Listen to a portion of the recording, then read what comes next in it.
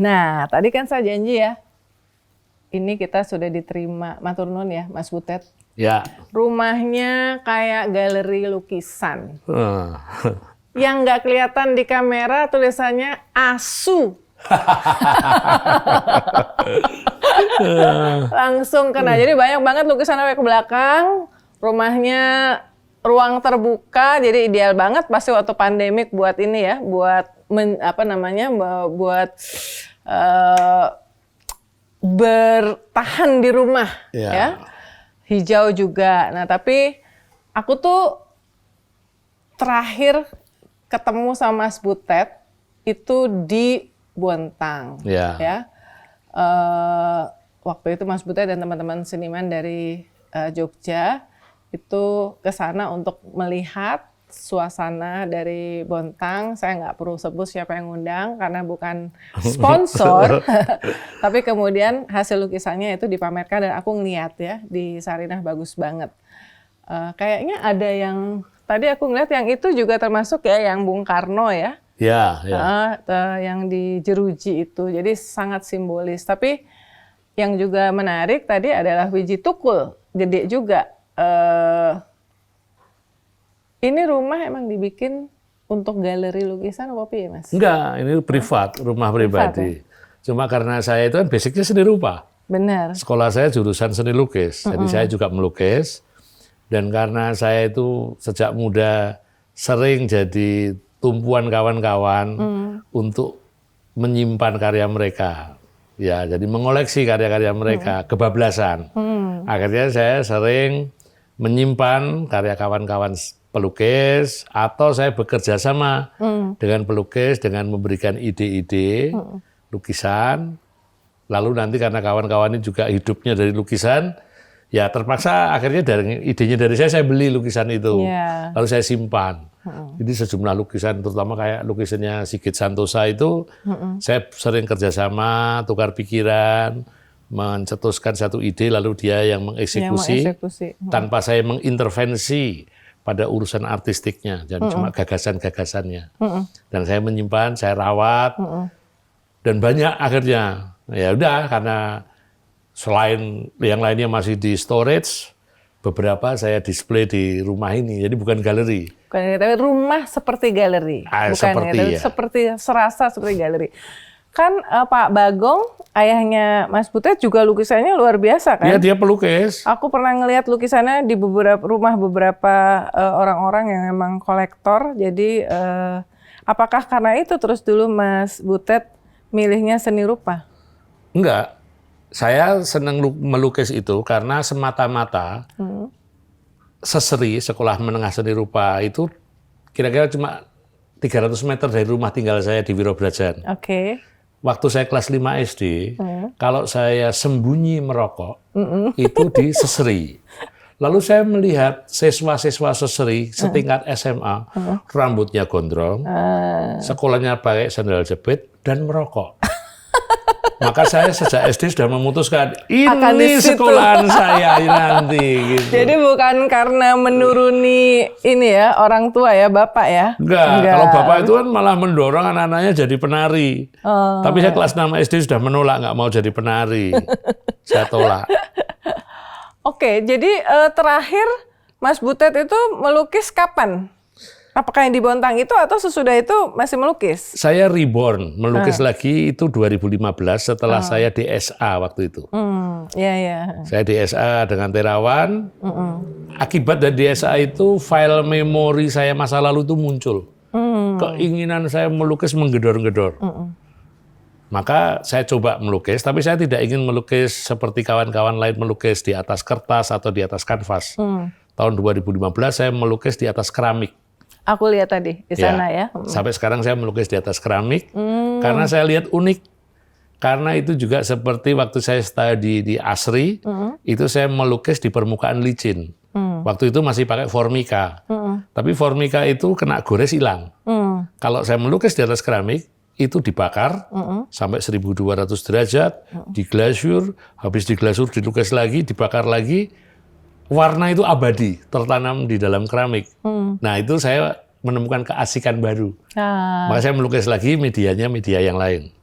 Tapi itu sekarang disebut, tetap kanvas. sekarang tetap kanvas juga. Kanvas melukis, di atas kertas juga, dia all media. Tadi disebut reborn, berarti sempat sekian lama menjadi yang aku lihat istilah Mas Butet itu nggak suka disebut sebagai budayawan, tapi apa Pekerja jasa seni. pekerja seni atau jasa pengecer jasa akting. Jasa acting. Karena saya menonton hampir semua pertunjukan Indonesia kita ya. Dari situ juga karena itu ada nuansa-nuansa, beberapa episode tuh ada budayanya ya, ada sempat budaya dari Riau, Melayu, macam-macam ya. Tapi emang ternyata saya paling bisa ketawa sama anakku yang nggak bisa bahasa Jawa aja, anak muda zaman sekarang bisa ketawa ngakaknya pas pakai bahasa Jawa itu. Menurut Mas Butet tuh kenapa ya? Apa aja bahasa yang kurang, Jawanya? yang pakai yang lain-lain itu kurang apa ya? Kurang bisa bikin guyu ngakak gitu, tapi justru pada saat yang scene-nya itu Jawa gitu, termasuk Jawa Timur pasti bisa guyu ngakak. Mungkin karena aspek spontanitas dan keotentikan. Celetukan yang muncul spontan dalam bahasa ibu para pemain itu bahasa Jawa. Jadi sesuatu yang tidak dibuat-buat, tidak tidak sedang pencitraan lah kata-kata gitu, yang otentik. Jadi bagian dari yang mereka sehari-hari juga seperti itu ya? Iya, itu seperti realitas sehari-hari yang dibawa ke panggung, tapi memunculkan kecerdasan para pemain yang spontan, seperti tidak terduga. Padahal itu sebenarnya tetap dengan persiapan. Jadi ini soal scripted juga ya? Skripnya cuma inti. Inti. Pemain diminta mengembangkan di dalam konsep Indonesia kita itu. Jadi itu betul-betul menguji tantangan keaktoran dari setiap pemain. Kalau ngelihat kecerdasan Cak Lontong itu kan luar biasa sama Akbar. Itu kan hebat. Tektokannya. Iya, itu kalau pakai bahasa Indonesia tidak ditemukan padanannya. Nggak temu. Ya, seperti kalau kita hari ini melihat kadang-kadang celoteh Pak Presiden, itu kan juga sesuatu yang kadang-kadang otentik. Bukan Pak Presiden Jokowi, maksudnya Presiden Jokowi, biar ya. jelas gitu loh. Iya, iya. Sesuatu yang natural. Dalam pandangan saya, aktor yang baik adalah aktor yang bisa menyajikan sebuah desain tertentu, tapi dihadirkannya seakan-akan natural. Iya, Seakan-akan tanpa persiapan. Padahal Barack Obama aja dikenal sebagai orang yang selalu latihan sebelum tampil di muka publik, tapi dia salah satu yang kelihatan munculnya di depan publik itu sangat spontan. Kesannya spontan. Ya, Pak Jokowi juga begitu. Ya, itu terasa. Kesannya spontan. Tapi saya yakin dia aktor yang baik.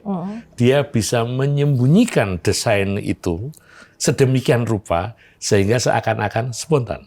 Itu aktor. Dibandingkan dengan presiden yang sering ditiruin sama Mas Butet, Pak SBY? Wah, itu paling fatal. Itu kalau level keaktoran masih beraroma kertas. Kelihatan banget kalau dipacak, macak, performance. Terasa performance. Nggak ada yang otentik. Oke. Nah, ini juga ada, kita lagi rame nih, belakangan ada kasus Verdi Sambo ya, yang rakyat tuh mikirnya, waduh, ini Jenderal Bintang 2 yang naik pangkatnya tercepat ke Bintang 2, ternyata seperti itu, jangan-jangan banyak yang seperti itu, tapi belum ketahuan ya. Jadi polisi itu betul-betul terpukul sekali lah ya. Nah, di belakang Mas Butet ini ada lukisan Pak Hugeng. Ya. Tapi boleh nggak diceritain, karena aku lihat kok kakinya cuman satu yang udah selesai, tangan sebelah sana enggak. Ini gimana ceritanya ini?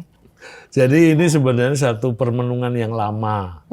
Saya ingin menyampaikan kritik kepada polisi, tapi harus dengan satu simbol-simbol tertentu yang aman, tidak nyakitin hati orang. Kebetulan saya kenal dekat dengan keluarga almarhum Pak Hugeng. Saya mendapat suplai foto-foto Pak Hugeng masa lalu. Pak Hugeng muda, Pak Hugeng sepuh ketika dianiaya oleh Orde Baru itu, beliau kegiatannya melukis. Lalu saya mencoba membangun satu semiotika dari arsip-arsip itu, dari foto. Lalu saya punya ide, saya ingin ada lukisan Pak Hugeng tua melukis Pak Hugeng muda.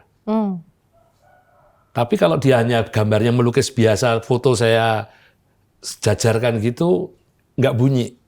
Ini harus ada pesan simboliknya. Apa pesan simboliknya? Adalah bahkan Pak Hugeng pun yang dikenal sebagai legend polisi baik, polisi jujur, belum berhasil membuat polisi berdiri sempurna. Itu kan satu tragedi, satu ironi. Iya. Bayangkan Pak Hugeng yang jujur aja nggak berhasil. Ada pesan tersembunyi untuk mengingatkan institusi kepolisian. Lu waspada, lu hati-hati ya. Lu harus berjuang minimal kayak Pak Hugeng, syukur lebih dari Pak Hugeng. Jadi pesan lukisan itu ini. Maka saya selama ini saya bekerja sama dengan Sigit Santosa. Ide ini saya diskusikan dengan Sigit sampai akhirnya lahir lukisan ini. Saya seorang seni rupa, saya melukis, tapi saya sangat lemah untuk basic realism. Jadi Sigit itu jangan jagoan, dia bahkan pelukis surrealis yang baik. Saya sudah lama, Mirip banget. lama bekerja sama. Nah ketika ini hadir lukisan itu terasa banget menyodok gitu. Kritiknya itu keras, tapi disajikan dengan halus. Mungkin juga ada unsur kejenakaannya gitu. Saya Jadi senang. belum selesai, kerja belum selesai dan Belum nggak akan berhasil. Belum berhasil. Judulnya Ya? belum berhasil. Oh, belum Dan keluarga berhasil. Pak Hugeng senang sekali dengan lukisan ini. Polisi nggak tersinggung? Polisi Jenderal-jenderal senang. gitu? Jenderal-jenderal kalau ke sini ingin foto di samping lukisan ini. Oh. Bahkan hari ini Mapolresta Bandara Suta menaruh reproduksi lukisan ini di markasnya supaya para polisi yang bekerja di situ setiap saat melihat lukisan itu dan berenung bahwa tetap nakal saya nggak tahu, tapi minimal ada ikhtiar dari pimpinan di situ untuk menjaga marwah tugas kepolisian. Nanti dalam waktu dekat repro yang sama akan kami hibahkan juga ke Mapolda DIY. Saya sangat senang kalau pada akhirnya nanti semua Mapolda di Indonesia dan kantor kepolisian lah, kantor kan kepolisian banyak ya sampai ke bisa ini, berefleksi lewat karya lukisan ini.